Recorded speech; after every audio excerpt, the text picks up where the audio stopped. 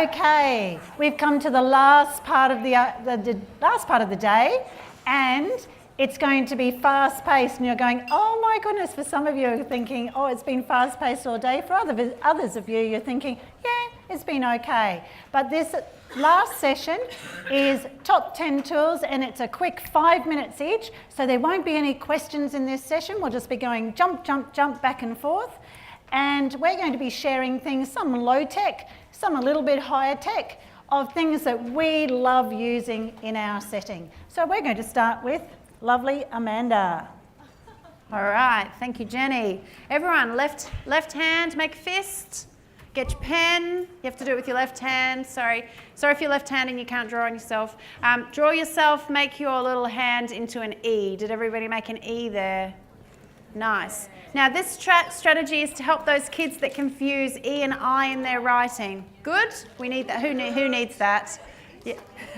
Okay, so we need E. Okay, so everybody tell me a food that starts with the letter E. Oh look, how convenient. Not only did we say egg, but look, we've made the letter E, but we've also made a little eggy fist. We've got an egg. Do we eat an egg is the second question.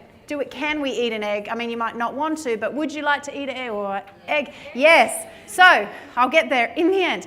Okay, so what we do is when we eat the egg, guess what? Our mouth is open. So everybody try it. Okay, did you all feel your mouth was open? Guess what? Lots of kids with difficulty, they can't hear, they can't remember visually. We need to cue into another way to help them say it.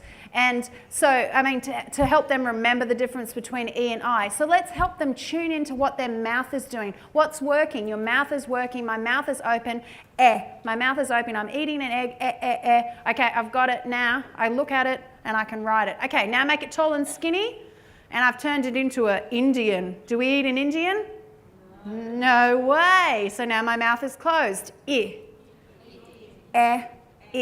You might not have ever realised the difference between an and an E, okay, before. So here's the thing. You teach this to the kids. They're riding along. They're writing the word jet. They go j, They feel their mouth, They see the E. They write it.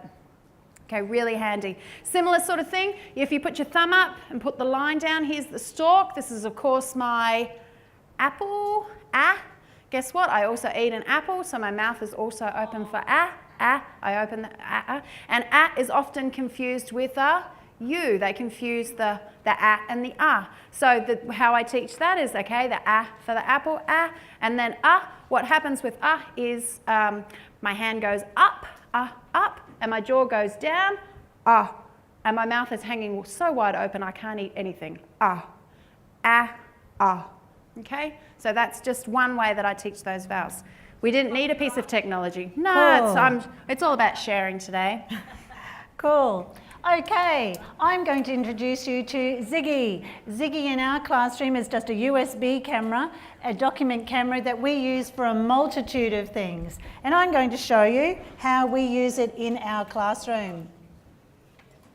So Ziggy, in my classroom for literacy rotations, and again I've got prep, and just as a reminder, some people were asking, I've only got one iPad, one interactive whiteboard, Ziggy, and a touch screen in my room. And so all of the things that I'm sharing with you today, I do within literacy rotations and other times throughout the day. But in my literacy rotations, I might have one group of children working with me on guided reading. I might have one group of children on the touch screen. I might have one group of children working on the iPad, actually doing an activity with a Belkin Rockstar, just one of those connectors, so they've all got 4 headphones and they're all sitting around. And then I have an activity called Draw and Write.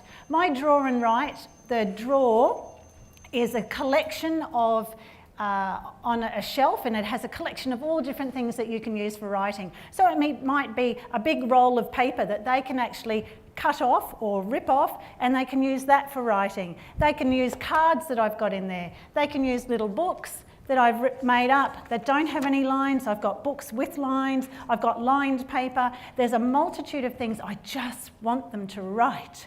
And so in their draw and write time, when we first started draw and write, there was a lot of drawing. And when I asked to see the writing, they just wrote their name on it. And then when I said to them, okay, we're going to start using Ziggy, all the people that do draw and write, after your literacy rotation,